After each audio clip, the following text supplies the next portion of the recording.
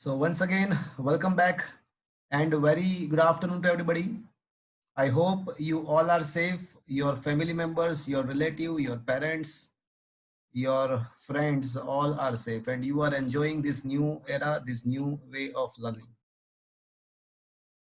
Friends, you have to set your mind, you have to set yourself in this system because there is a news that the school will not be going to reopen by the December. So this till this pandemic is going to continue. So you have to set your mind and you have to attend all the lectures, whatever it is online, and you have to do the work simultaneously day by day because examination is going to be take place. So it is now on you how you tackle the situation. Friends, in this chapter number 4, at the last lecture, we had discussed a very beautiful topic, which is named as a conversion of the galvanometer into the current measuring device, that is a ammeter. तो friends, हमने last lecture में पहले तो galvanometer का हमने construction discuss किया, उसके बाद हमने गैल्वेनोमीटर का जो वर्किंग प्रिंसिपल था वो हमने डिस्कस किया। तो हमको ऐसा पता चला कि भाई वहाँ पे जो रोटेटिंग टॉर्क बीना है वो कुछ रिस्टोरिंग टॉर्क के इक्वल हो जाता है और उसके बाद पॉइंटर का रोटेशन बंद हो जाता है। पॉइंटर कोई फिक्स्ड लोकेशन पे उसको फिक्स लोकेशन पे वो स्टेशनरी स्टेट में आ जाता है। तो हमको ये पता चला कि भाई वहाँ पे जो डिफ्लेक्शन होता है पॉइंटर का जो एंगुलर डिस्प्लेसमेंट होता है वो हमारे जो करंट हमने गैल्वेनोमीटर के अंदर डाला था उसके सेम प्रोपोर्शन में होता है। मतलब इसका मीनिंग ऐसा हुआ कि गैल्वेनोमीटर में आप जितना करंट ज्यादा डालोगे तो उसका पॉइंटर का डिफ्लेक्शन ज्यादा होगा। तो ये कैरेक्टरिस्टिक का यूज करके हम गैल्वेनोमीटर से करंट का मेजरमेंट हमको करना चाहिए, हम कर सकते हैं with respect to this theory that we had learnt. But in practical life, we had seen that we are not using the galvanometer as a current measuring device. Galvanometer is just used to detect the small current. वो small current कोई जगह पे flow हो रहा है कि नहीं हो रहा है, उसको डिटेक्शन के लिए ही उसका यूज होता है। प्रैक्टिकल लाइफ में करंट को मेजर करने के लिए गैल्वेनोमीटर का यूज नहीं होता है। तो वाई, कोई मुझे बताएगा क्यों नहीं होता है? हमने लास्ट लेक्चर में डिस्कस किया था, there is basically 3 reason behind it. कोई बताएगा मुझे why the galvanometer is not used as a current measuring device? किसी को पता है? करंट चेंज नहीं जाए इंटरनल करंट। हाँ, the very first reason is the current as a resistance of the galvanometer is added in the circuit. जैसे ही हम galvanometer को सर्किट में कनेक्ट करेंगे कंपोनेंट के सीरीज में, तो गैल्वेनोमीटर का रेजिस्टेंस सर्किट में ऐड हो जाएगा। तो सर्किट का अगर नेट रेजिस्टेंस चेंज हो जाएगा तो सर्किट के अंदर जो करंट फ्लो हो रहा है वो भी चेंज हो जाएगा। तो मतलब क्या हुआ कि अगर करंट चेंज हो जाता है तो जिसका मेजरमेंट हमको करना है वही एक्चुअली चेंज हो गया। तो वो गैल्वेनोमीटर जो मेजर करेगा वो कुछ और ही करंट मेजर करेगा, जो हमको मेजर करना है वो नहीं करेगा। That is the first and that is the main difficulty. Apart from that कोई बताएगा और कौन से डिफिकल्टीज थे? गैल्वेनोमीटर कम मतलब माइक्रो एम्पियर्स में जो करंट होता है वही मेजर कर पाता है। It is a sensitive device, its range is small, so by minor current only its pointer gets full scale deflected. तो उसके रेंज से ज्यादा हम करंट मेजर नहीं कर पाएंगे, तो बहुत कम करंट ही इसके द्वारा मेजर कर पाएंगे। That is the second difficulty. और कुछ ऑयल बंद થઈ જાય।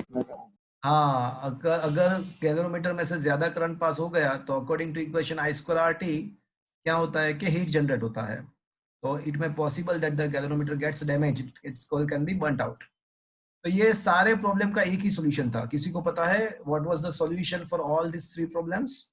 गैल्वेनोमीटर को अब वो गैल्वेनोमीटर के साथ क्या करेंगे तो ये प्रॉब्लम सॉल्व हो जाएगा? पैरेलल में connect.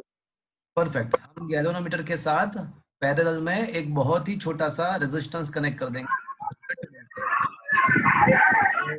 Bye connecting the Yashraj Singh, Yash, तो by connecting the shunt, by connecting the shunt, all the problems is going to be cleared out. All the three problem. And what we need to do extra thing, that the original scale of the galvanometer should be changed to the appropriate new scale. तो अब ये दो चीज हम करेंगे कि galvanometer के साथ हम पैरेलल में एक छोटा सा रेजिस्टेंस शंट को कनेक्ट करेंगे और दूसरा उसका जो एक्चुअल स्केल है उसको रब करके एक नया स्केल लगा देंगे. तो अब जो डिवाइस फॉर्म होगा उसी को हम बोलते हैं ए metre. So ammeter is nothing but it is the parallel combination of the galvanometer and the shunt, that is called the ammeter. फिर उसके बाद हमने शंट का फॉर्मूला डिराइव किया था. किसी को पता है what was the formula of the shunt? Anybody know the formula of the shunt? IgG upon I minus Ig. Yeah, exactly. Where G is the resistance of the galvanometer. मैं ना galvanometer का resistance को capital G assume करता हूँ. Text book के अंदर वो R G लिखा हुआ है, सिंबल उसका आर जी किया हुआ है, वो तो चलेगा ना, सिंबल चेंज किया है. Is it okay? चलेगा ना ये? ओके, यस और no? Yes, sir.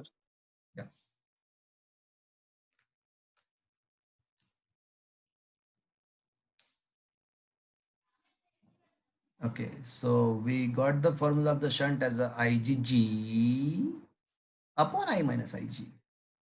And we also had learnt if we want to if you want to design the ammeter which is having a current capacity n times than that of galvanometer. अगर मुझे ऐसा ammeter बनाना है galvanometer में से कि जिसका current capacity galvanometer से n times ज्यादा है, तो आपको किस टाइप का शंट पैरेलल में कनेक्ट करना पड़ेगा? तो उसका शॉर्टकट हमने डिराइव किया था. कोई बताएगा मुझे?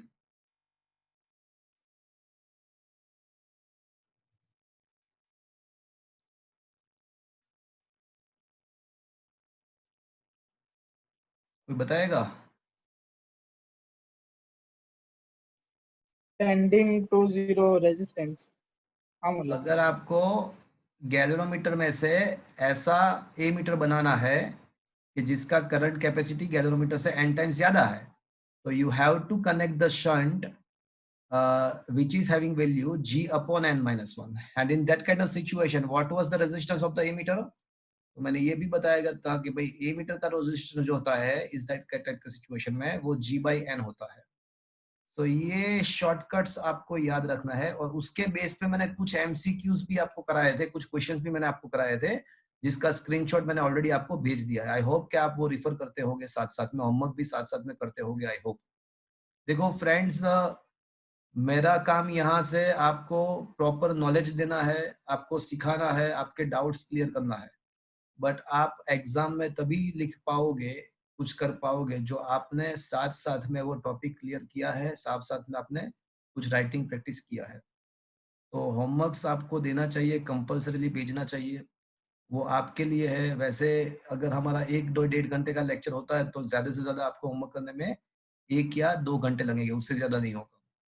तो आपको आपका जो भी टाइम है उसको पूरा यूटिलाइज करना है, होमवर्क प्रॉपर करना है. आपको 8 घंटे एवरी सब्जेक्ट में नीट या जेडबल के लिए अलग से देना है.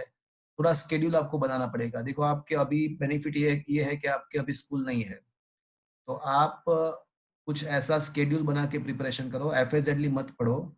साइंस में एफएजेडली मार्क्स नहीं आ सकते हैं. तो आपको क्या करना है कि सिस्टमेटिकली, मतलब आपको हर रोज का आपके पास आपका खुद का स्केड्यूल होना चाहिए कि भाई मेरा ये टाइम में मुझे ये करना है, ये टाइम में मुझे ये करना है. और जैसे फिजिक्स, केमिस्ट्री, मैथ्स का एग्जाम कभी कभी जिस दिन पे आता है, तो उसके आगे के दिन में आपको 5-6 घंटे एग्जाम्स का प्रिपरेशन के लिए मिले, ऐसा आपको स्केड्यूल बनाना है. नेक्स्ट वीक से मेरा एक लेक्चर और एक मैं एडिशनल लेक्चर लेने वाला हूँ. एक लेक्चर मुझे बढ़ाना पड़ेगा, वो एक्सेलरेट द सिलेबस. तो एक और लेक्चर में बढ़ाऊंगा. अभी हमारा वीक में 3 लेक्चर है और एक जेडब्ल्यू का है. तो अब नेक्स्ट वीक से हमारे लेक्चर 4 हो जाएंगे वीक में और एक लेक्चर जेडब्ल्यू का रहेगा. तो फ्रेंड्स, ये चीज हमने लास्ट लेक्चर में डिस्कस किया था. गैल्वेनोमीटर का ए मीटर में कन्वर्जेशन हमने किया. शंट का वैल्यू क्या आता है, ए मीटर का वैल्यू क्या आता है, वो भी हमने डिस्कस किया. अब फ्रेंड्स, आज हम ये पढ़ेंगे कि गैल्वेनोमीटर को अगर voltage measuring device as a use करना है तो उसमें भी कुछ डिफिकल्टीज है. उसका भी हम सॉल्यूशन करेंगे और जैसे ही सॉल्यूशन करेंगे तो मुझे कुछ एडिशनल ऐड करना पड़ेगा, और उसके बाद जो डिवाइस फॉर्म होगा उसको हम क्या बोलेंगे friends? Volt meter. Volt meter. तो आज फ्रेंड्स वोल्ट मीटर का डिजाइन कैसे होता है वो हम पढ़ेंगे। हमको ये बात पता है कि गैल्वेनोमीटर के पैरेलल में अगर शंट कनेक्ट करते हो, स्मॉल रेजिस्टेंस शंट कनेक्ट करते हो, तो ए मीटर बनता है। तो अब क्या करेंगे तो वोल्ट मीटर बनेगा, तो उसके लिए पहले कौन से डिफिकल्टीज है वो पहले देखना पड़ेगा। तो once again the same track, पहले हम डिफिकल्टी को पढ़ेंगे, वो डिस्कस करेंगे, फिर उसका सॉल्यूशन निकालने का ट्राई करेंगे, और जैसे ही सॉल्यूशन निकालेंगे तो कुछ नया बन के बाहर आएगा, तो वो बनेगा हमारा वोल्ट मीटर। तो let's see how it is it happen. तो फ्रेंड्स क्या है अभी हमारा टॉपिक? बोलो अभी टॉपिक क्या है हमारा?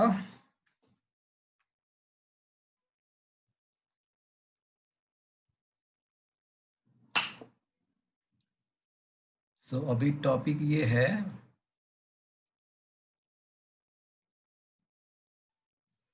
galvanometer as a voltage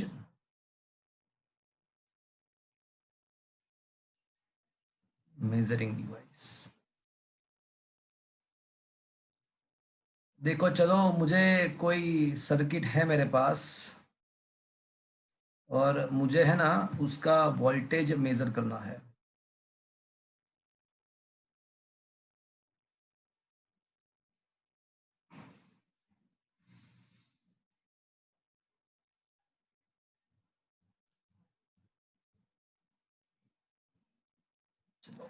suppose के हमारे पास एक सर्किट है,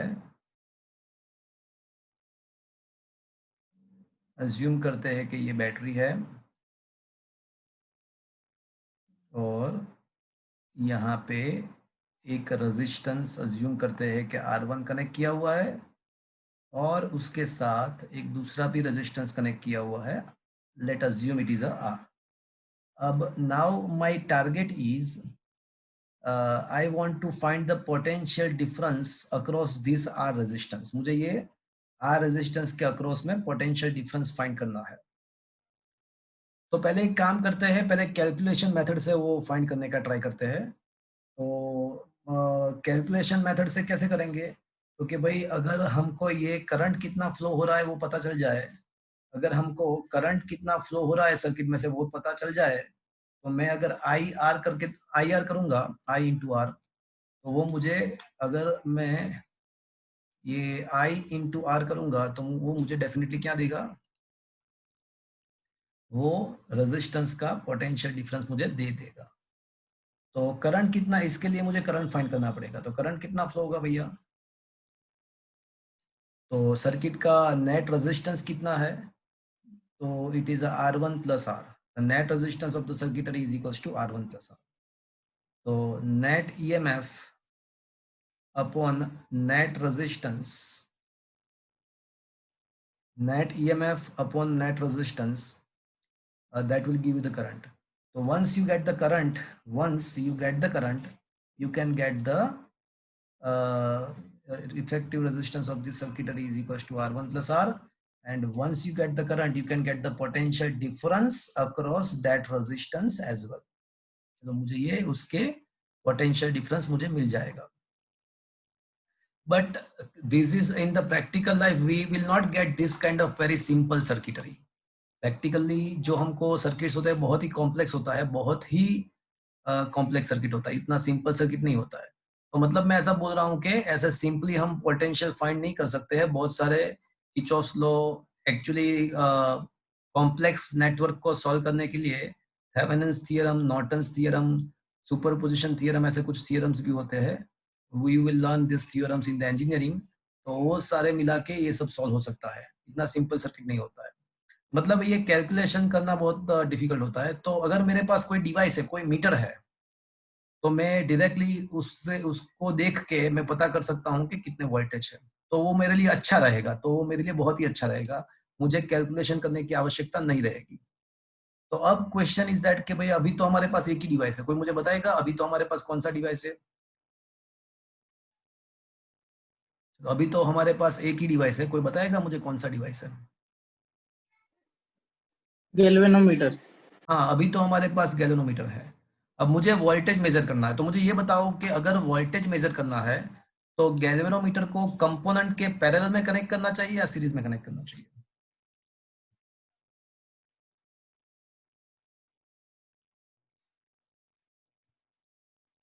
मुझे ये बताओ कि गैल्वेनोमीटर को कंपोनेंट के सीरीज में कनेक्ट करना चाहिए या पैरेलल में कनेक्ट करना चाहिए? सीरीज में। सीरीज। अरे भैया, मुझे वोल्टेज मेजर करना है। अगर मैं मीटर को सीरीज में कनेक्ट करूंगा तो करंट सेम पास होगा कंपोनेंट का एंड मीटर का, बट सीरीज में वोल्टेज अलग अलग होगा। तो कंपोनेंट का वोल्टेज कुछ और आएगा, हमारा मेजर्ड वोल्टेज कुछ और आएगा। हमको वोल्टेज मेजर करना है कोई कंपोनेंट का, तो वो कंपोनेंट का मेजर कब कर सकते हैं? जब हम मीटर को उसके पैरेलल में कनेक्ट करेंगे, बिकॉज पैरेलल में ही दोनों का वोल्टेज सेम होगा, मीटर का भी एंड कंपोनेंट का भी। तो सिंपल सी चीज ऐसी है कि अगर आपको करंट मेजर करना है तो मेजरिंग डिवाइस को कंपोनेंट के सीरीज में कनेक्ट करना पड़ेगा, एंड अगर आपको वोल्टेज मेजर करना है तो मेजरिंग डिवाइस को कंपोनेंट के पैरेलल में कनेक्ट करना पड़ेगा। तो यहाँ पे अब मैं है ना, मेरे पास तो गैल्वेनोमीटर है एज अ बेसिक डिवाइस, तो मैं अभी गैल्वेनोमीटर को मैं क्या करूंगा कि मैं गैल्वेनोमीटर को मैं है ना इस रेजिस्टेंस के पैरेलल में कनेक्ट करने का ट्राई करूंगा एंड देखते हैं क्या होता है। Let's see what happen. कोई प्रॉब्लम आ रहा है कि नहीं आ रहा है वो देख लेते हैं। तो डेफिनेटली कुछ तो प्रॉब्लम आएगा, इसीलिए तो हम प्रैक्टिकल लाइफ में वोल्टेज को मेजर करने के लिए गैल्वेनोमीटर यूज नहीं करते हैं। कुछ ना कुछ तो प्रॉब्लम आएगा। Let's see which the problem arise. तो मैंने क्या किया कि वो कंपोनेंट के पैरेलल में गैल्वेनोमीटर को कनेक्ट किया। अब जैसे ही मैं ऐसा करूंगा तो क्या होगा पता है आपको? ये जो सर्किट का जो इफेक्टिव रेजिस्टेंस है ना, वो initially it was only R1 plus R। वो इनिशियली पहले तो R1 प्लस R था, बट अब क्या हो जाएगा? वो R1 plus RG upon R plus G हो जाएगा, बिकॉज गैल्वेनोमीटर का रेजिस्टेंस सर्किट में ऐड होगा। तो देखो सर्किट का जो इफेक्टिव रेजिस्टेंस था वो चेंज हो गया। Initially it was only R1 plus R, but now it becomes R1 plus RG upon R plus G। तो ये सर्किट का रेजिस्टेंस चेंज हो गया। फ्रेंड्स, ये सर्किट का रेजिस्टेंस चेंज हो गया, तो इसका मतलब ऐसा हुआ कि ये जो बैटरी में से जो करंट बाहर निकलेगा वो भी कुछ ना कुछ चेंज हो जाएगा, because now the formula of the current will not be remains the same. Now it becomes E upon R1 plus RG upon R plus G. तो फ्रेंड्स, ये बैटरी में से जो करंट बाहर निकल रहा है वो चेंज हो गया। तो उसका मतलब ऐसा हुआ कि ये जो रेजिस्टेंस है ना, उसमें से जो करंट पास होगा वो तो कंप्लीटली चेंज हो जाएगा। अब रेजिस्टेंस में से जो करंट पास होगा वो तो कंप्लीटली चेंज हो जाएगा। तो उसका मतलब ऐसा होगा कि अब रेजिस्टेंस के अक्रॉस जो वोल्टेज रहेगा, it will not be remains the IR, it becomes something I double dash R। तो पहला प्रॉब्लम ये आया कि जो चीज हमको मेजर करना था, जिसको हमारा रिक्वायरमेंट मेजरमेंट करने का था, जैसे हमको यहाँ पे पोटेंशियल डिफरेंस मेजर करने का था, तो वो खुद ही चेंज हो गया। तो मतलब ये जो अब गैल्वेनोमीटर मेजर करेगा ना, वो मेजर तो करेगा बट कुछ और पोटेंशियल मेजर करेगा, पोटेंशियल डिफरेंस मेजर करेगा। हमको जो चाहिए था वो नहीं कर पाएगा।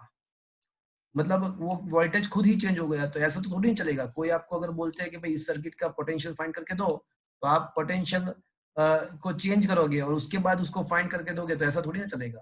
तो ये नहीं चलेगा भैया। So that is the very first problem, that the potential across the resistance itself is going to be changed. अब दूसरी बात यह है कि जब हम ये गैल्वेनोमीटर को ये कंपोनेंट के साथ में अगर हम पैरेलल में कनेक्ट करते हैं, तो क्या होगा कि यहाँ से करंट डिवाइड होगा। और ऐसा अज्यूम करो कि ये रेजिस्टेंस बहुत ज्यादा है, अज्यूम करो कि वो सर्किट का रेजिस्टेंस ज्यादा है, तो इसका मतलब ऐसा होगा कि गैल्वेनोमीटर में से बहुत सारा करंट पास होगा। तो गैल्वेनोमीटर में से जो बहुत सारा करंट पास होता है, तो वो वापस से वो कोयल बंट होने का problem and full scale deflection का प्रॉब्लम वापस से हो जाएगा। तो ये भी प्रॉब्लम एज इट इज रहा कि भाई अगर गैल्वेनोमीटर में से ज्यादा करंट पास हुआ तो उसका रेंज खत्म हो जाएगा, तो उससे ज्यादा वो मेजर नहीं कर पाएगा और कॉइल भी बर्न होने का प्रॉब्लम है। मतलब वापस से जितने भी प्रॉब्लम्स थे वो सारे प्रॉब्लम्स वापस एग्जिस्टेंस में आ गए। तो these are the problems, these are the difficulties when you use a galvanometer as a voltage measuring device. तो अब क्या करें, ये सारे प्रॉब्लम आ गए। तो फ्रेंड्स जीवन में डिफिकल्टी आ गई, तो अब क्या करेंगे फ्रेंड्स? सॉल्यूशन। तो फ्रेंड्स जब जीवन में डिफिकल्टी आती है तो क्या करेंगे अब? सॉल्यूशन ढूंढेंगे। तो उसका सॉल्यूशन लाने का ट्राई करेंगे। तो सॉल्यूशन कभी भी अगर जीवन में आपको प्रॉब्लम आता है, डिफिकल्टीज आती है, तो पहले ये देखो कि प्रॉब्लम क्या है, प्रॉब्लम क्या है, तो ही आपको ये पता चलेगा कि उसका सॉल्यूशन क्या है। तो पहले शांति से सोचो कि भाई क्या क्या प्रॉब्लम है। तो फ्रेंड्स अगर अब आप शांति से थोड़ा ध्यान से सोचोगे तो आपको डेफिनेटली ऐसा रियलाइज होगा कि प्रॉब्लम कहीं पे नहीं है, प्रॉब्लम हमारे अंदर ही है। तो खुद अपने आप को थोड़ा टैकल करो और सोचो तो ऑटोमेटिकली सारा प्रॉब्लम खत्म हो जाएगा। अब तो ये तो जीवन की बात है, बट यहाँ पे प्रॉब्लम क्या है? तो यहाँ पे प्रॉब्लम ये है कि ये गैल्वेनोमीटर का रेजिस्टेंस पिक्चर में आने से ये पूरा सर्किट का रेजिस्टेंस चेंज हो रहा है, एंड सर्किट का रेजिस्टेंस चेंज हो रहा है तो इसके वजह से करंट चेंज हो रहा है और इसके वजह से वोल्टेज भी चेंज हो रहा है। तो अब क्या करें? अब ये गैल्वेनोमीटर का रेजिस्टेंस को मुझे कुछ ना कुछ करना पड़ेगा। वैसे गैल्वेनोमीटर तो एक डिवाइस है, अगर एक बार वो डिवाइस फॉर्म हो गया तो उसके बाद आप कुछ भी नहीं कर पाओगे, उसके बाद कुछ भी नहीं हो पाएगा। तो मतलब गैल्वेनोमीटर में तो आप कुछ कर नहीं सकते, उसके आसपास कुछ कर सकते हो, बट गैल्वेनोमीटर में कुछ नहीं कर सकते। तो सोचो कि आपको करना क्या है, पहले तो ये सोचो कि करना क्या है। तो एक काम करते हैं, पहले एक काम ऐसा करते हैं कि गैल्वेनोमीटर का रेजिस्टेंस 0 है ऐसा सोच लेते हैं। तो think about that the resistance of the galvanometer is 0, just assume that. तो क्या उससे प्रॉब्लम सोल्व हो जाएगा? जैसे हमने लास्ट थ्योरी में तो ऐसा किया था कि अगर गैल्वेनोमीटर का रेजिस्टेंस 0 ले लेते हैं तो प्रॉब्लम सोल्व हो गया था, बट यहाँ पे ऐसा होता है कि नहीं देख लेते हैं। तो if we consider the galvanometer with a 0 resistance, then what should be the effective resistance? तो अब इफेक्टिव रेजिस्टेंस क्या होगा, कोई बताएगा मुझे? अगर मैं गैल्वेनोमीटर का रेजिस्टेंस 0 ऐसा मान लेता हूं तो अब इफेक्टिव क्या होगा? बोलो। R1। R1। तो क्या वो वापस से जो था वो वापस से आ गया? यस और नो?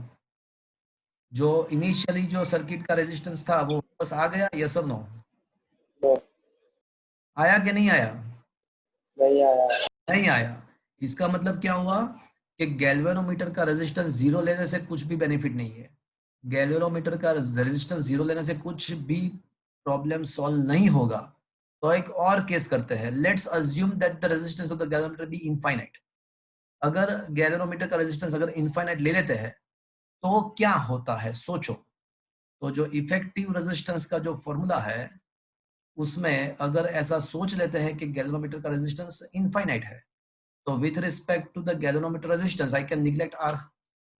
देखो एक चीज हमेशा याद रखो कि निग्लेक्शन की जो बात होती है ना, वो आप एडिशन एंड सब्ट्रैक्शन में ही कर सकते हो, मल्टीप्लिकेशन या डिवीजन में कभी भी आप निग्लेक्शन नहीं कर सकते हो। जैसे 10 लैक्स प्लस 10 अप्रोक्सीमेटली 10 लाख होता है, 10 लैक्स माइनस 10 अप्रोक्सीमेटली 10 लाख होता है, but 10 lakhs into 10 approximately 10 lakh कोई बोलेगा? वो 1 करोड़ हो जाएगा। मतलब निग्लेक्शन करने की बात वैलिड है, बट वो एडिशन सब्ट्रैक्शन में वैलिड है। तो डिनोमिनेटर में जो एडिशन हो रहा है, अगर वहां पे हम ऐसा अज्यूम कर लेते हैं कि जी इनफाइनाइट है तो उसके रिस्पेक्ट में आर अगर निग्लेक्ट कर देते हैं तो आर निकल जाएगा, और उसके बाद क्या होगा, आर को निकाल दो तो उसके बाद क्या होगा, जी जी कट हो जाएगा। तो क्या आ जाएगा? R1 प्लस हाँ तो आ गया, देखो ये आ गया, ये आ गया। इसका मतलब क्या हुआ, हमारा टारगेट क्या होना चाहिए अभी? R। हमारा टारगेट क्या होना चाहिए? गैल्वेनोमीटर का रेजिस्टेंस अगर हम कितना करेंगे तो काम हो जाएगा? Infinite. But the problem is that कि हम ऐसा तो नहीं कर सकते ना, गैल्वेनोमीटर तो एक डिवाइस है, वो एक बार बन गया तो कुछ भी नहीं कर सकते हैं। तो अब क्या करें? कोई बात नहीं, अगर आप गैल्वेनोमीटर में कुछ नहीं कर सकते हैं तो भी कोई बात नहीं है। तो आप एक काम कर सकते हैं, आपको क्या करना है कि आपने गैल्वेनोमीटर को डायरेक्टली पैरेलल में कनेक्ट किया ना, हाँ कंपोनेंट के। हमने क्या किया था कि गैल्वेनोमीटर को हमने कंपोनेंट के पैरेलल में डायरेक्टली कनेक्ट कर दिया था।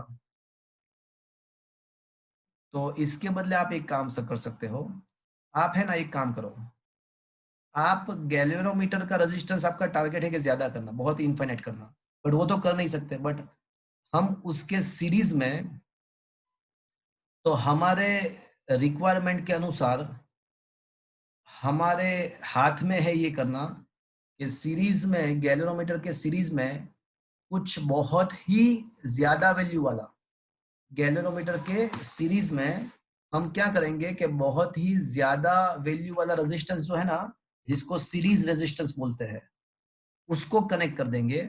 और उसके बाद जो डिवाइस फॉर्म होता है, ये गैल्वेनोमीटर एंड सीरीज रेजिस्टेंस का जो सीरीज कॉम्बिनेशन है, उसको हम क्या करेंगे, उसको ये कंपोनेंट के पैरेलल कनेक्ट करेंगे।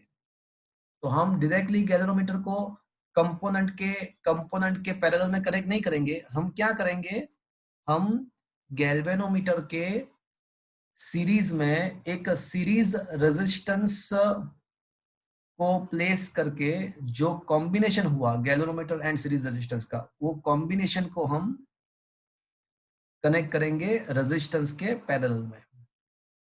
तो अगर ऐसा करेंगे तो काम हो जाएगा, बिकॉज ये सीरीज रेजिस्टेंस कितना लेना वो तो हमारे हाथ में है, वो हमारे ही ऊपर है, हम ही उसमें कुछ जो करना है वो कर सकते हैं। तो अब ऐसा करने से क्या है, वाकई में प्रॉब्लम सॉल्व हो जाएगा? यस, हो जाएगा। बिकॉज अब इसका रेजिस्टेंस जो है ना वो जी डैश है, एंड जी डैश का वैल्यू क्या हो जाएगा, G plus R S. And R S का वैल्यू मैंने ऑलरेडी इनफाइनाइट लिया हुआ है, बहुत ज्यादा लिया हुआ है।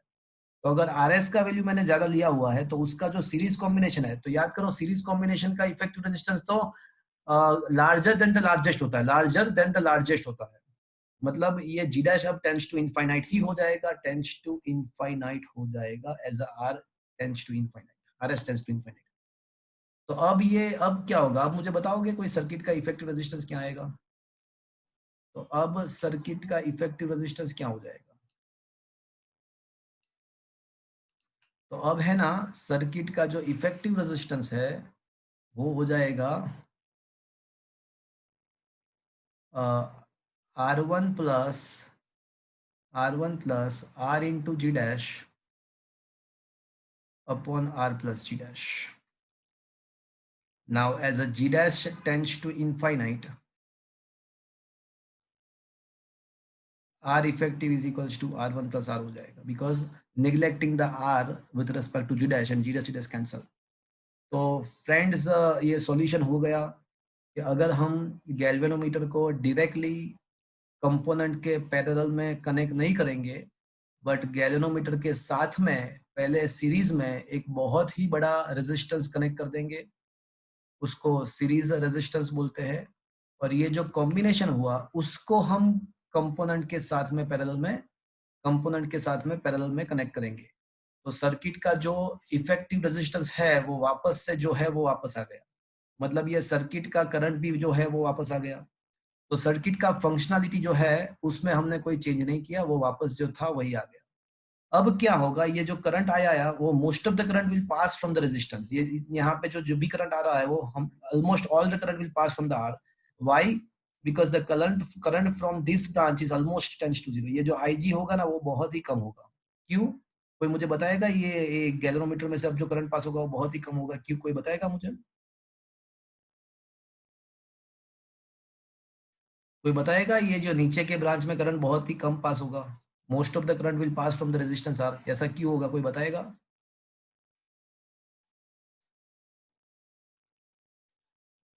Friends, am I audible to you?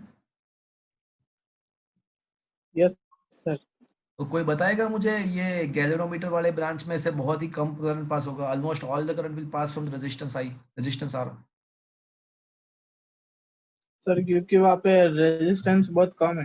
हाँ, तो यहाँ पे ये जो जी डैश है ना उसका वैल्यू इनफाइनाइट है, तो बहुत ज्यादा रेजिस्टेंस है। इसका मतलब क्या हुआ कि वहां पे से करंट बहुत ही कम पास होगा। तो अब जितना भी करंट सर्किट में के बैटरी में से बाहर निकल रहा है वो almost all the current will pass from the resistance are. तो इसका मतलब ऐसा हुआ कि रेजिस्टेंस आर का अक्रॉस जो वोल्टेज था वो वापस से जो था वो वापस आ गया। मतलब मेन प्रॉब्लम सॉल्व हो गया कि अब ये जो हम जो रेजिस्टेंस के अंदर पोटेंशियल मेजर करना चाहते थे वो अभी जो है वही का वही रहेगा, वोल्टेज वापस से आ जाएगा, वोल्टेज वही का वही वापस आ जाएगा। और दूसरे प्रॉब्लम भी सॉल्व हो जाएंगे। अब गैल्वेनोमीटर में से तो बहुत ही कम करंट पास हो रहा है, गैल्वेनोमीटर में से तो बहुत ही माइनर करंट पास हो रहा है, तो ये फुल स्केल डिफ्लेक्शन का भी प्रॉब्लम सोल्व हो जाएगा, फुल स्केल डिफ्लेक्शन का भी प्रॉब्लम सोल्व हो जाएगा, कोयल का बर्नट आउट करने का प्रॉब्लम भी सोल्व हो जाएगा। तो all the problems is going to be get solved. तो ये हमारा सॉल्यूशन हो गया।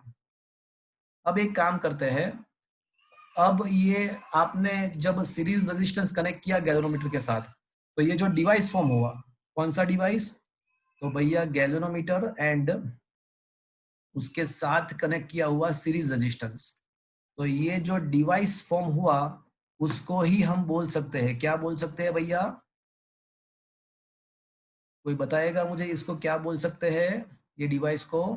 Shunt. बोलो क्या बोलेंगे इसको?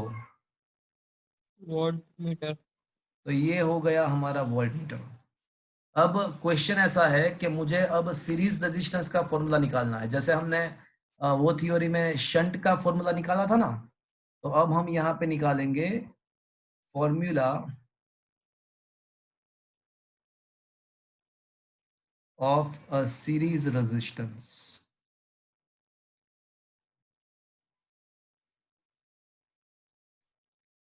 तो अब हम यहाँ पे सीरीज रेजिस्टेंस का फॉर्मूला निकालेंगे। तो ये हमारे पास वोल्ट मीटर है। सपोज अज्यूम जहां से current is always flow from high potential to low potential. तो करंट यहाँ से ऐसे फ्लो हो रहा है, तो ये जो है वो हाई पोटेंशियल पे है, ये लो पोटेंशियल पे है। अब ऐसा अज्यूम कर लेते हैं कि ये जो वोल्ट मीटर का जो टोटल वोल्टेज है ना, टोटल वोल्टेज इसको वी बोलते हैं। तो क्या मैं ऐसा बोल सकता हूँ कि वोल्ट मीटर का जो टोटल वोल्टेज है वो दो वोल्टेज का एडिशन है? कौन कौन से दो वोल्टेज? क्योंकि भाई voltage across the galvanometer plus voltage across the series resistance. तो करंट तो दोनों में से सेम ही पास हो रहा है, तो I V equals to I R, तो I G into G plus I G into R S. तो अब क्या करेंगे हम, मेरा अल्टीमेटली जो टारगेट है ना वो तो ये आर एस का फॉर्मूला डिजाइन करना है।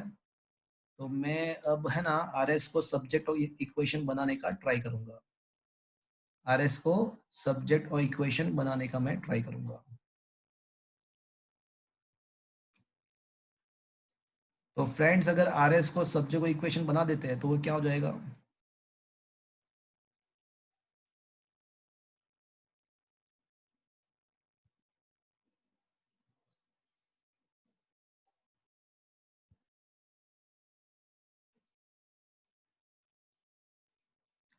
तो अगर आर एस को सब्जेक्ट और इक्वेशन बना देंगे तो the formula will be V upon I G minus G. So this is the formula of the series resistance. तो ये अलग से इक्वेशन हुआ वेर V, इस फॉर्मूला में V क्या है भैया? तो V जो है ना वो वोल्ट मीटर का वोल्टेज कैपेसिटी है, वोल्ट मीटर के वोल्टेज है। And as you know I G is the current capacity of the galvanometer and G is the obviously the resistance of the galvanometer. तो ये हो गया हमारा सीरीज रेजिस्टेंस का फॉर्मूला। तो फ्रेंड्स क्या ये बात आपको समझ में आया? Yes, sir. तो अब हम जैसे हमने लास्ट टाइम कुछ क्वेश्चंस सॉल्व किए थे विथ रिस्पेक्ट टू शंट, तो हम अब कुछ क्वेश्चन ये सीरीज रेजिस्टेंस के रिगार्डिंग सॉल्व करेंगे। तो ये फॉर्मूला आपको याद रखना है। सीरीज रेजिस्टेंस का जो फॉर्मूला है वो ये है कि R S is equals to V upon I G minus G, V upon I G minus ji.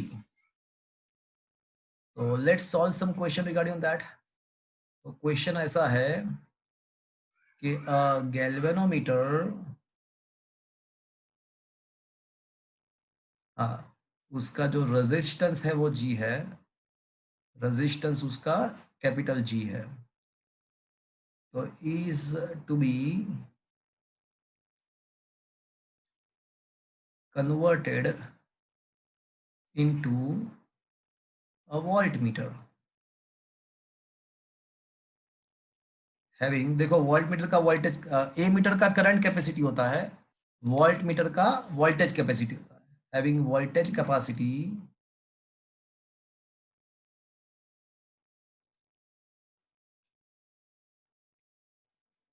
n times then that of gallanometer। मुझे ऐसा वोल्ट मीटर बनाना है जिसका वोल्टेज कैपेसिटी गैल्वेनोमीटर से n टाइम्स ज्यादा है। Then find formula of a series resistance. तो उसके लिए आपको ये सीरीज रेजिस्टेंस का फॉर्मूला फाइंड करना है, ऐसा क्वेश्चन है। तो फ्रेंड्स पहले ये क्वेश्चन तो समझ में आया आपको? ये बहुत सारे कॉम्पिटिटिव एग्जामिनेशंस में मैंने देखा हुआ है क्वेश्चन। ये क्वेश्चन समझ में आया आपको पहले? यस और no? Yes, sir. Okay.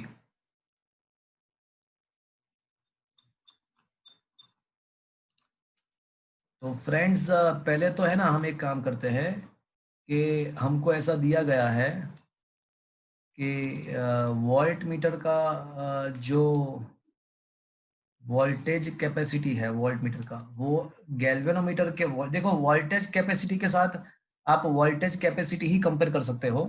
Voltage capacity के साथ करंट कैपेसिटी आप कंपेयर नहीं कर सकते हो। It is not right to it is not good, it is not correct to write v is equals to nig। It is not good, it is not right. अब मुझे ये पता नहीं है कि गैल्वेनोमीटर का वोल्टेज कैपेसिटी कितना होता है, वो पता ही नहीं है। तो मैं बताऊं आपको कि voltage capacity of galvanometer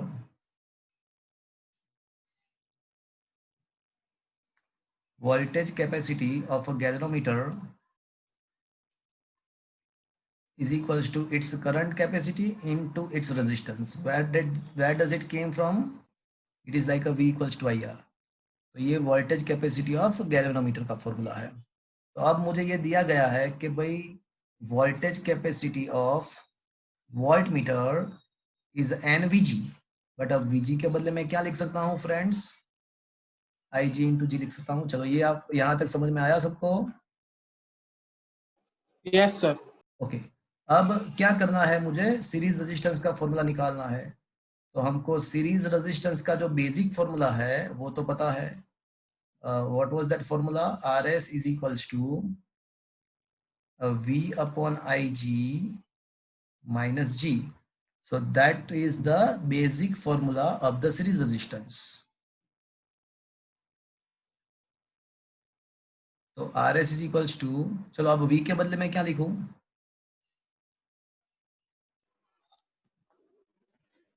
NIG. हाँ नहीं नहीं, NIG इंटू जी, IG इंटू जी अपॉन IG माइनस जी। तो क्या बचेगा भैया? NG माइनस जी बचेगा। तो अब आप G को कॉमन ले लो तो ये बचेगा N-1। तो उसमें क्या फॉर्मूला आ रहा था याद है आपको? वहां पे G अपॉन N-1 था, यहाँ पे G इंटू N-1 है।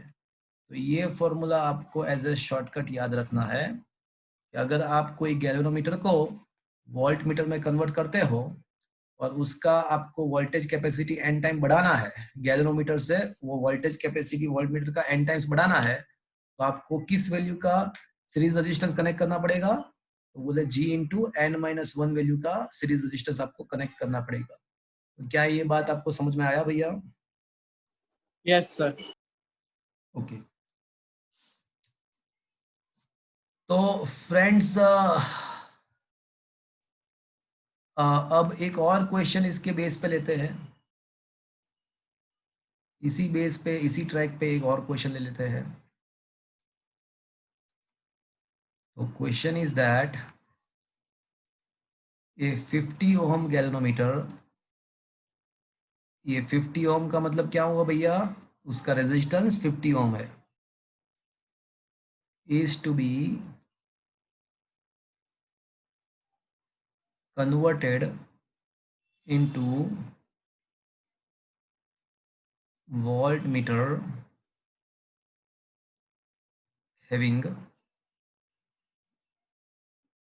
voltage capacity n times 5 times voltage capacity 5 times than that of galvanometer।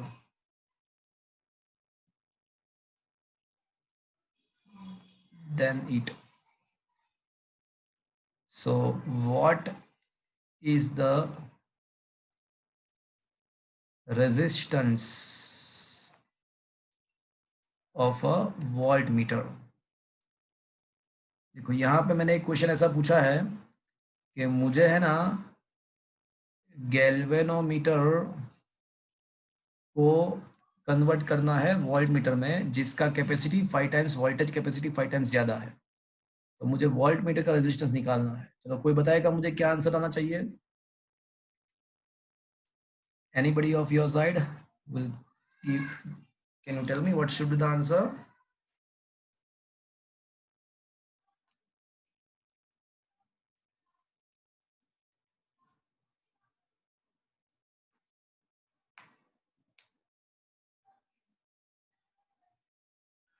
चलो कोई बताएगा what is the answer? कितना 4 कितना 4 4 कैसे आएगा? गलत, 4 नहीं आएगा।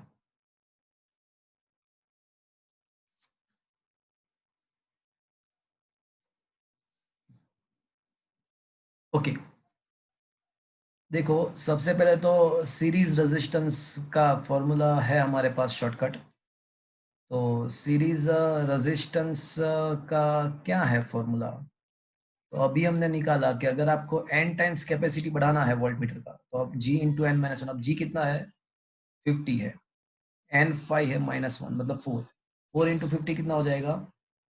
200 ओम। बट ये तो मुझे क्या मिला? ये तो सीरीज रेजिस्टेंस का मुझे वैल्यू मिला। मुझे क्या फाइंड करना है? वोल्टमीटर। हाँ तो वोल्टमीटर है क्या भैया? वो पहले तो ये सोचो कि वोल्टमीटर है क्या। 250.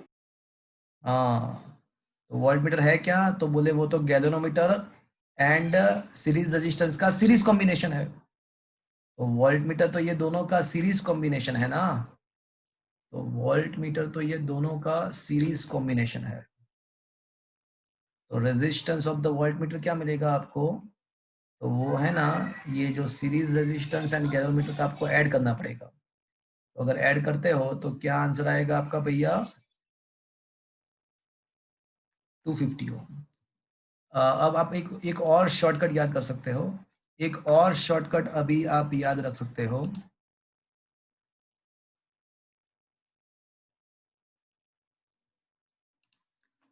और ये एक शॉर्टकट है रेजिस्टेंस ऑफ अ वोल्टमीटर। आप डायरेक्टली याद रख सकते हो कि resistance of voltmeter n into G. So वहां पे क्या था पता है आपको?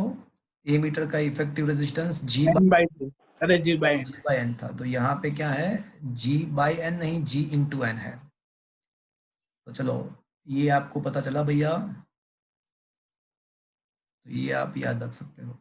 अब अगर कोई आपको ऐसा पूछते हैं कि ideally what should be the effective, ideally that is to be noted that resistance of a meter is a 0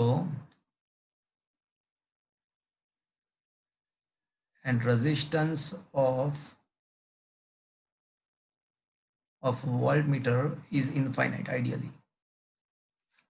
तो ये आइडियल केस में आपको अगर कोई ऐसा पूछता है कि what is the resistance of the ideal A meter, तो 0 लिखना है। What is the resistance of the ideal volt meter, तो आपको इनफाइनाइट लिखना है। Okay, one more thing, current sensitivity of a A meter. तो ए मीटर का current sensitivity अगर आपको फाइंड करना है तो आपको क्या करना पड़ेगा भैया?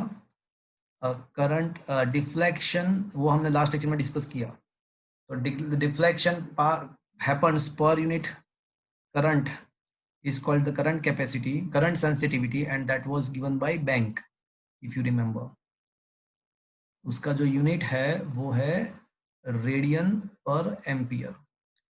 तो ये है current capacity of ammeter, but अगर current sensitivity of ammeter, but अगर वोल्ट मीटर का वोल्टेज सेंसिटिविटी फाइंड करना है तो what should be the definition. चलो ये करंट सेंसिटिविटी का डेफिनेशन क्या है कि डिफ्लेक्शन पर यूनिट करंट को करंट सेंसिटिविटी बोलते हैं।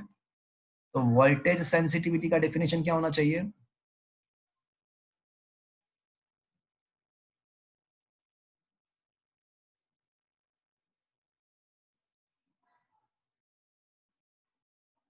What should be the definition of the voltage sensitivity, कोई बताएगा मुझे? रेडियन पर वोल्टेज।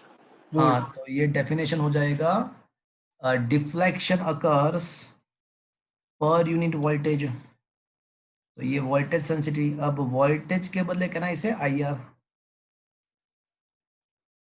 तो उसका मतलब ऐसा हुआ कि करंट सेंसिटिविटी जो था उसके डिवाइड बाय R करेंगे, उसको डिवाइड बाय हम R कर देंगे तो ये हो जाएगा वोल्टेज सेंसिटिविटी। तो करंट सेंसिटिविटी का जो फॉर्मूला था ना वो बैंक था, बट वोल्टेज सेंसिटिविटी का जो फॉर्मूला वो banker. Current sensitivity bank, voltage sensitivity banker. तो उसका यूनिट क्या होगा भैया? इट इज अ रेडियन पर volt. So that is the unit of the voltage sensitivity. तो क्या भैया ये चीज आपको समझ में आया?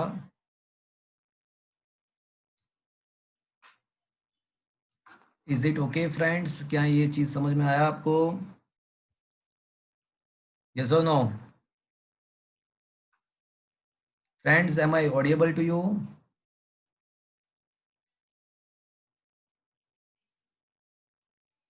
Friends, क्या आप मेरी आवाज को सुन पा रहे हो?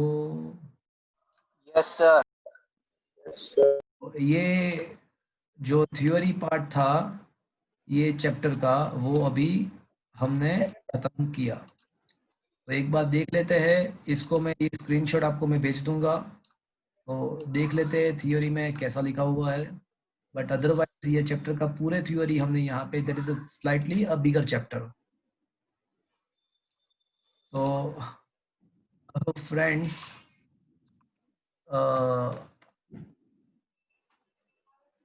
हम जो चैप्टर नंबर 5, 6, 7 और 8 है वो चार चैप्टर जो है वो बहुत मतलब कंपेरेबली स्मॉल चैप्टर है। चैप्टर 4, 5, 6 एंड 7, सॉरी 5, 6, 7, 8, तो वो फटाफट कंप्लीट हो गया। और लेक्चर मैंने बढ़ा भी दिया है, एक लेक्चर हम नेक्स्ट वीक से एक लेक्चर हम एडिशनल लेंगे। तो अब जो चैप्टर्स है वो बहुत ही मतलब फटाफट कंप्लीट हो गए। Don't miss the lecture any circumstances.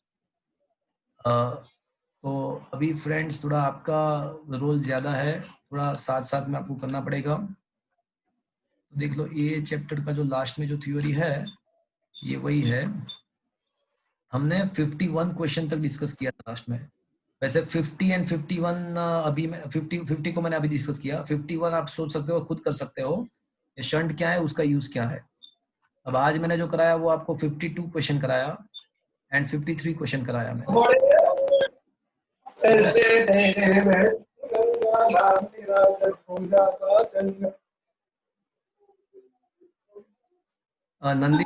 Nandish, please make your mic in the mute state. Nandish.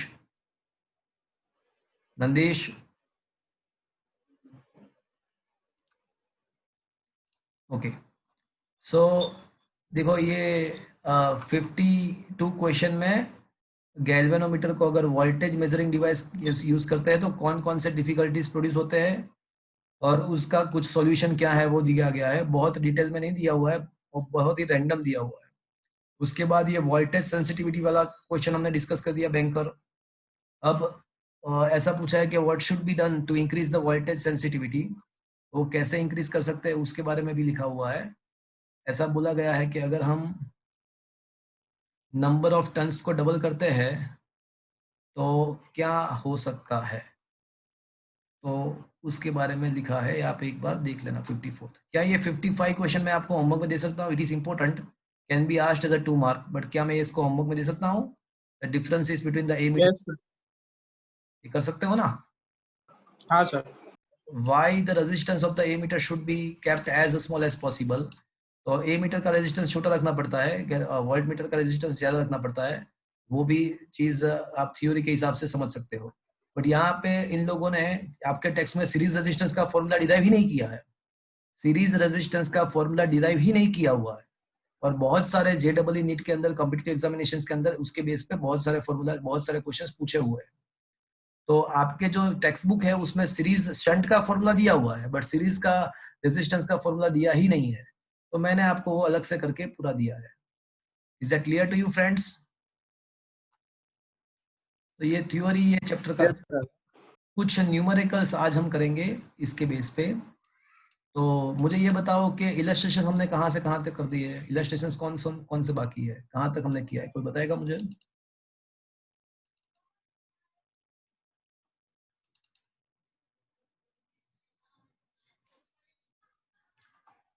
कोई बोलेगा, बताएगा मुझे इलस्ट्रेशन हमने कहाँ तक? I think last lecture 11 and 12।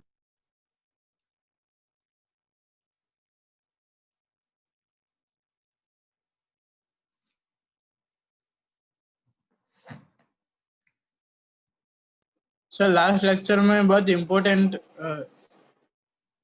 वो 11th उसके लास्ट टू लास्ट लेक्चर में मैंने 11th एंड 12th कराया हो गया आपको। हाँ सर। और देखो तो उसके आगे 1 to 10 में कुछ न्यूमेरिकल बाकी है इलस्ट्रेशन में। I think it should be over. हाँ सर, वो तो कब के हो गए। हाँ, तो मतलब एक अब 13th इलस्ट्रेशन बाकी है। तो 1 to 10 इलस्ट्रेशन हमने खत्म कर दिए लास्ट लेक्चर में। लास्ट टू लास्ट लेक्चर में मैंने 11th एंड 12th इलस्ट्रेशन को भी डिस्कस किया था। अब जो बाकी है वो इलस्ट्रेशन नंबर 13 एक बाकी है, और कुछ एक्सरसाइज के क्वेश्चन हम डिस्कस करेंगे आज।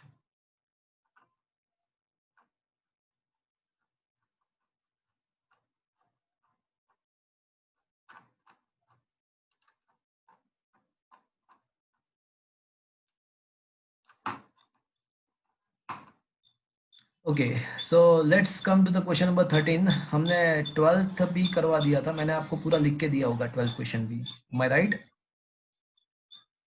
11th एंड 12th मैंने बहुत ही डेप्थ में, 2 न्यूमेरिकल के लिए पूरा घंटा लगाया होगा।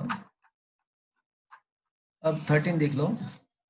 तो ये 13 इलस्ट्रेशन है। In the circuit the current is to be measured, what is the value of current if the ammeter shows shown is a galvanometer with the its resistance 60 ohm। तो मतलब केस 1 में क्या किया है, ऐसा दिया गया है कि जो सर्किट में आपको जो एमीटर दिख रहा है वो एमीटर नहीं है बट वो गैल्वेनोमीटर है। केस 1 में ऐसा दिया गया है कि केस 1 में ये एमीटर नहीं है बट गैल्वेनोमीटर है, और उसका रेजिस्टेंस हमको दिया है 60 ओम है। तो what should be the current? तो सोचो फ्रेंड्स, अब सर्किट के अंदर टोटल रेजिस्टेंस कितना होगा? एक 3 ओम होगा और एक 60 ओम होगा। तो केस 1 में द नेट रेजिस्टेंस कितना होगा? तो 3 + 63 होगा।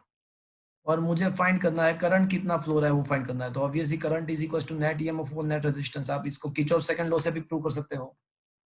तो नेट ईएमएफ 3 है अपॉन 63। तो केस 1 में जो आपको करंट मिलेगा वो 0.048 एम्पियर मिलेगा। तो केस 1 खत्म। अब क्या बोला है कि भाई अब in the case number B is a galvanometer described in A but converted into ammeter by series resistance. तो अब केस नंबर 2 में क्या किया है कि गैल्वेनोमीटर को, हाँ शंट है, तो गैल्वेनोमीटर के साथ एक पैरेलल में हम शंट को कनेक्ट कर देते हैं। और अब क्या होगा? अब क्या होगा? तो इन the case number 2 what should be the effective resistance? कोई बताएगा मुझे इफेक्टिव रेजिस्टेंस क्या आएगा? तो it will be a 3 plus, can I से GS upon G plus S, because second case में हमने वहां पे ऐसा बोला है कि भाई गैल्वेनोमीटर के साथ शंट को कनेक्ट किया हुआ है। तो शंट पैरेलल में है तो GS upon G plus G हो जाएगा। तो 3 प्लस G का वैल्यू 60 है, S का वैल्यू है ना 0.02 है, अपॉन 60 प्लस 0.02। तो फ्रेंड्स ये 0.02 can be neglected with respect to 60 cancel, तो ये हो जाएगा अप्रोक्सीमेटली 3.02। तो ये हो जाएगा 3.02। तो अब मुझे बताओ कि करंट कितना पास होगा? तो net EMF upon net resistance, तो नेट ईएमएफ तो है वो 3 है, नेट रेजिस्टेंस 3.02, तो अब कितना करंट पास होगा सेकंड केस में? 0.99 एम्पियर। क्या ये बात आपको समझ में आया? Is it okay friends? Yes, sir. अब केस नंबर 3 में ऐसा बोला गया है कि what happen to the current in the ideal ammeter with the zero resistance. तो अब बोला है कि भाई इसका रेजिस्टेंस जीरो कर दो, आइडियल है, तो अब सर्किट का रेजिस्टेंस कितना हो जाएगा?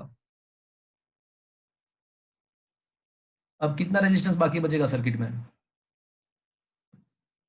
3. 3 ओम। तो इफेक्टिव रेजिस्टेंस तो 3 हो जाएगा, तो अब करंट कितना पास होगा? Effective EMF upon resistance. तो इफेक्टिव ईएमएफ 3 है, रेजिस्टेंस भी 3 है, तो it will be a 1 ampere. तो क्या फ्रेंड्स ये बात आपको समझ में आया? Yes, sir. ओके। अब एक्सरसाइज के क्वेश्चंस हम देखते हैं। तो मुझे ये बताओ कि एक्सरसाइज के अगर सीक्वेंस में देखते हैं तो कौन सा बाकी बचा, कहाँ तक हम अटके थे? क्या एक्सरसाइज का 1 to 9 हो गया? देखो तो मोस्टली 1 to 9 हो गया होगा।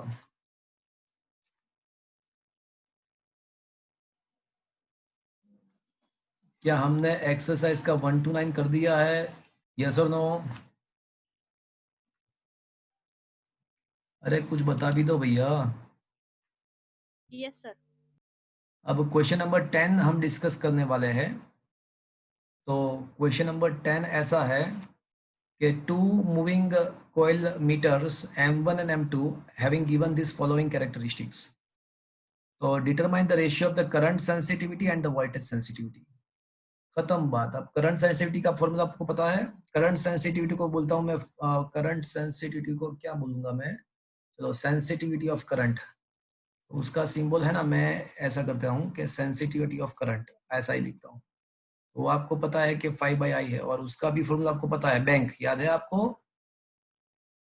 तो current sensitivity 1 upon current sensitivity of 2, current sensitivity of 1 upon current sensitivity of 2, तो कैन आई से it is a bank 1 upon bank 2। But question में ऐसा दिया गया है कि दोनों का जो टॉर्शनल कांस्टेंट है ना वो सेम है, तो दोनों का जो टॉर्शनल कांस्टेंट है वो सेम है, तो के तो कैंसिल हो जाएगा। लिखा हुआ है क्वेश्चन में, देखो क्या लिखा है कि spring constants are identical for both the meters, तो के कैंसिल हो जाएगा। तो न्यूमरेटर में बचेगा B1 A1 N1 upon B2 N2 A2। तो ये सारे पैरामीटर्स हमको दिया हुआ है। आपको B1 दिया हुआ है, A1 दिया हुआ है, B2 and A2 is also given. और नंबर ऑफ टन्स के बारे में कुछ लिखा है क्या? हाँ ये रहा ना, N1 भी दिया हुआ, देखो N1 भी दिया हुआ है, N2 भी दिया हुआ है, तो सब कुछ तो दिया हुआ है। तो आपको करंट सेंसिटिविटी का रेशियो मिल जाएगा। अब वोल्टेज सेंसिटिविटी का फॉर्मूला क्या है भैया?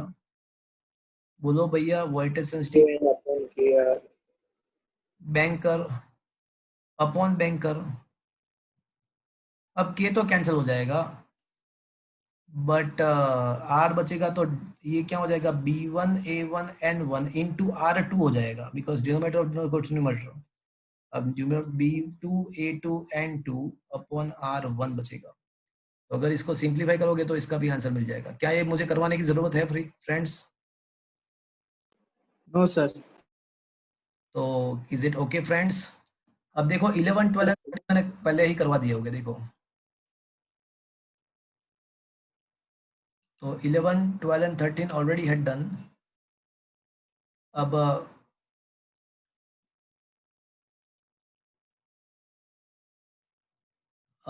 15 मुझे करवाना है, but before that let me discuss the question number 27 and 28। तो 27 एंड 28 हो सकता है, that is based on the topic we had discussed today. तो 27 क्वेश्चन क्या है भैया, देखो तो galvanometer coil is having a resistance of 12 ohm. देखो तो गैल्वेनोमीटर का जो खुद का रेजिस्टेंस है वो 12 ओम है, and it will shows the full scale deflection on passing the current 3 milliampere. जब उसमें से हम 3 मिली एम्पियर का करंट पास करते हैं तो उसका फुल स्केल डिफ्लेक्शन हो जाता है। इसका मतलब ऐसा हुआ कि गैल्वेनोमीटर का करंट कैपेसिटी हमको 3 मिली एम्पियर दिया हुआ है। So how will you convert this meter into the volt meter of a range from 0 to 18? मतलब वोल्ट मीटर का जो रेंजिंग है ना वो 0 to 18 वोल्ट है, मतलब उसका मैक्सिमम वोल्टेज जो है वो 18 वोल्ट है। तो हमको पता है कि अगर गैल्वेनोमीटर को वोल्ट मीटर में कन्वर्ट करना है तो we have to connect the series resistance. And what is the formula of the series resistance friends? So we had proved that is the V upon Ig minus G. तो what is the voltage capacity of the voltmeter? तो दिखा दिया हुआ है 18 volt है। Current capacity of galvanometer 3 milli ampere, तो 3 into 10 raised to minus 3 minus resistance of galvanometer is 12, तो ये क्या हो जाएगा 6 3 18 into 1000 minus 6000 minus 12 इज 5992 नहीं 88. 88 988। तो फिर लास्ट में आपको एक स्टेटमेंट लिखना है। क्या लिखना है कि bye connecting this much resistance in the series of the galvanometer, bye connecting this much resistance in the series of the galometer, we can form a required voltmeter. तो क्वेश्चन ऐसा पूछा है कि भाई आप वोल्टमीटर बनाने के लिए, कन्वर्ट करने के लिए क्या करोगे? तो गैल्वेनोमीटर के सीरीज में हम इतना रेजिस्टेंस सीरीज में कनेक्ट करेंगे तो हमको जो वोल्टमीटर चाहिए वो मिल जाएगा। क्या ये बात समझ में आया? Is that clear friends? Yes, sir. Yes, sir. चलो अब ये क्वेश्चन नंबर 28 जो है वो देखते हैं। A galvanometer coil has a resistance of 15 ohm.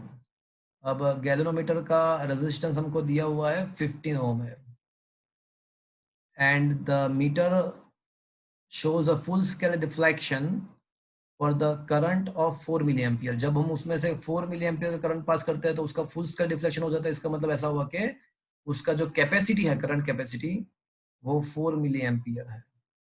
चलो अब ऐसा दिया हुआ है कि how will you convert this meter into A meter of a range from 0 to 6 ampere. इसका मतलब ऐसा हुआ कि ए मीटर का जो मैक्सिमम करंट है वो कितना है, 6 एम्पियर जितना है। इस रेंजिंग फ्रॉम 0 to 6, इसका मतलब ऐसा हुआ कि उसका मैक्सिमम जो है वो 6 एम्पियर है। तो ए मीटर का हमको करंट दिया हुआ है। अब क्या करोगे आप ए मीटर बनाने के लिए? क्या करोगे? तो बोलो भैया क्या करोगे आप ए मीटर फॉर्म करने के लिए? क्या करोगे आप? पैरेलल में रेजिस्टेंस। तो पैरेलल में हम शंट कनेक्ट करेंगे, तो इसके लिए पहले हमको शंट का फॉर्मूला लगाना पड़ेगा। तो शंट का फॉर्मूला आपको पता है, बोलो क्या है भैया? IG upon I minus IG। तो अब IG का वैल्यू हमको दिया हुआ है 4 milli ampere, G is 15 upon I जो है वो 6 है, एंड माइनस IG जो है वो 4 into 10 raised to minus 3 मतलब 0.004 है। अब 6 माइनस 0.004 का मतलब अप्रोक्सीमेटली 6 ही हुआ, तो अप्रोक्सीमेटली 6 ही हुआ, तो ये 4 into 15 into 10 raised to minus 3 upon 6 ही होगा। तो ये हो जाएगा 0.01 बचेगा ओम। तो अब आपको क्या लिखना है, ये एक सॉल्व करने के बाद क्या लिखना है कि भाई this much resistance should be connected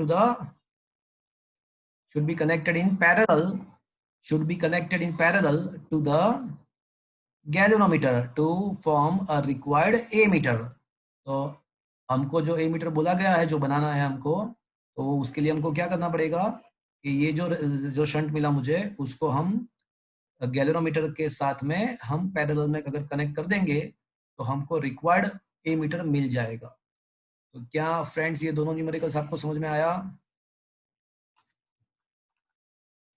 is it understood friends? Yes sir. तो अब देखो कौन कौन से न्यूमेरिकल्स बाकी बचे। तो ये 27 28 हो गया, और फ्रेंड्स हमने 26 तो लास्ट लेक्चर में बहुत पहले ही कर दिया था। तो अब 25 भी शायद मैंने करवा दिया होगा। 25 करवा दिया, बाकी है देखो तो।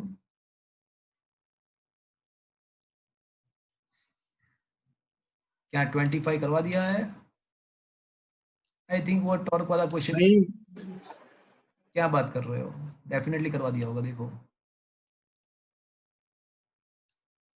नहीं कराया क्या? कराया है, 100% कराया है। हाँ सर, हो गया वो 20 राउंड्स।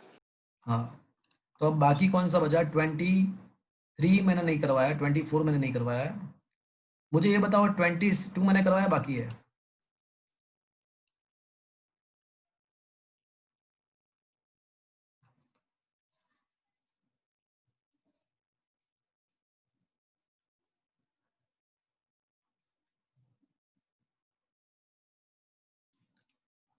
uh, 22 बहुत ही सिंपल न्यूमेरिकल्स है, आप करोगे तो भी समझ में आ जाएगा। 21 एंड 22 मैंने बहुत पहले करवा दिया होगा।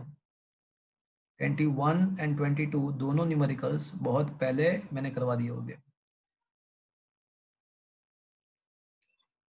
तो कौन कौन से बाकी बचे? तो 13 तक कर दिया, अब 14 बाकी बचा। 15 में अभी करा रहा हूँ, 15 अभी करा रहा हूँ, अब 16 बचेगा। 16 बचेगा, उसके बाद 15 तो मैं करा रहा हूँ अभी। 17 करवा दिया, बाकी है देखो तो टॉयलेट वाला।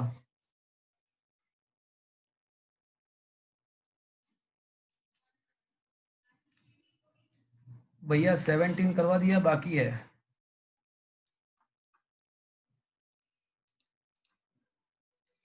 फ्रेंड्स आप कुछ टिक बिक नहीं करते क्या? कौन से करा है कौन से नहीं करा है पता नहीं आपको क्या? 19 बचेगा, एक 19 हम जब ऑफलाइन, ये 19 बचेगा।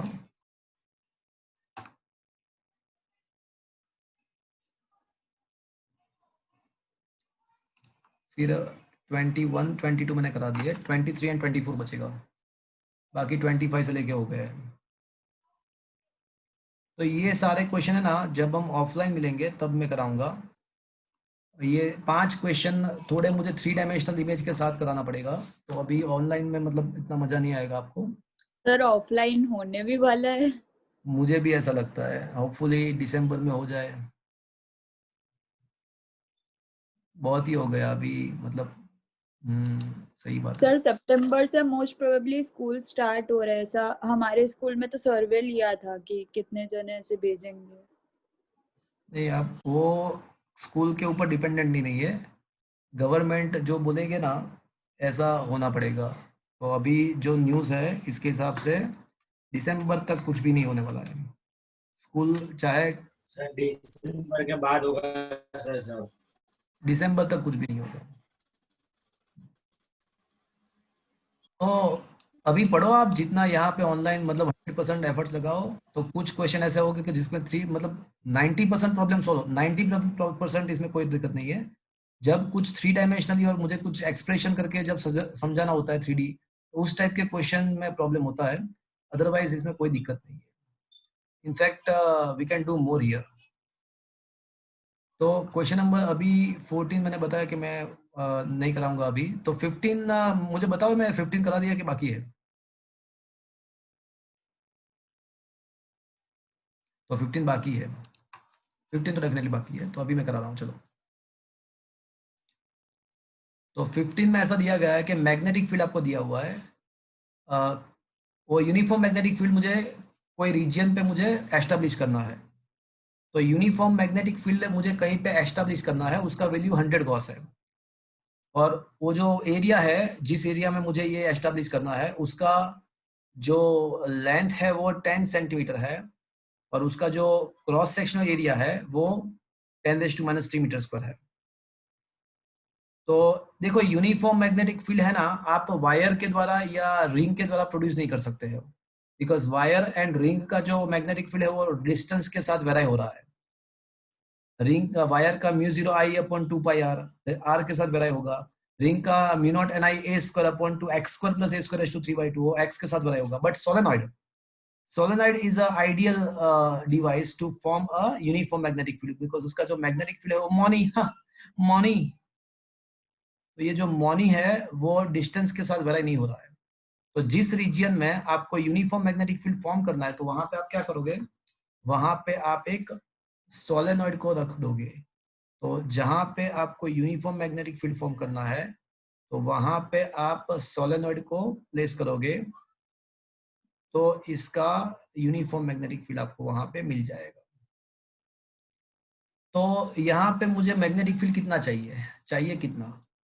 तो मुझे चाहिए 100 गॉस जितना, मतलब ये हो जाएगा 100 इंटू 10⁻⁻⁴ टेस्ला, इतना चाहिए मुझे। अब मुझे ये दिया हुआ है कि आप है ना कुछ भी करो, बट करंट का रेंज है ना 15 एम्पियर है, उससे ज्यादा आप करंट पास नहीं कर पाओगे। और number of turns, maximum number of turns per unit, most 1000, आप उससे ज्यादा नंबर ऑफ टन्स आप नहीं कर पाओगे। ये चीज आपको दिया हुआ है कि भाई number of turns per unit length 1000 से ज्यादा नहीं होना चाहिए, एंड करंट आप जो सोलेनोइड में से पास कर रहे हो वो 15 एम्पियर से ज्यादा नहीं होना चाहिए। तो आप कैसा सोलेनोइड बनाओगे, आप कैसा बनाओगे सोलेनोइड? तो एक काम करते हैं, B is equal to mu naught, mu naught B का वैल्यू तो हमको पहले से ही पता है कि 100 into 10⁻⁴ that is 10⁻²। Mu zero हमारे पास 4 पाई इंटू 10⁻⁷ है इंटू ni। अब ni का अगर आप सब्जेक्ट को इक्वेशन बनाओगे ni को, तो करो ना 1/4 1/3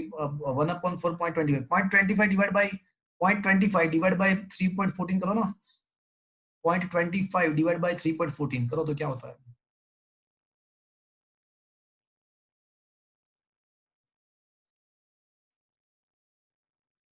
पॉइंट 25 डिवाइड बाई 3.14 क्या होता है, बताओ मुझे।